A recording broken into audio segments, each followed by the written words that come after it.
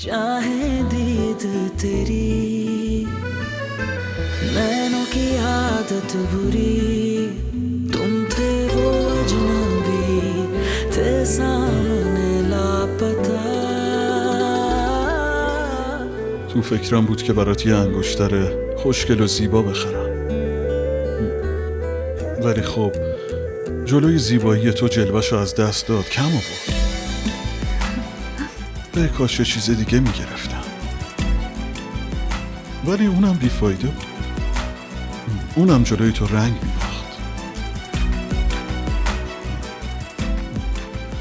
خدا بعضیا رو با زیباییشون نوازش میکنه، انقدر زیبا که حتی یه لحظه هم نمیتونی چشم برداری. نمیدونی چجوری.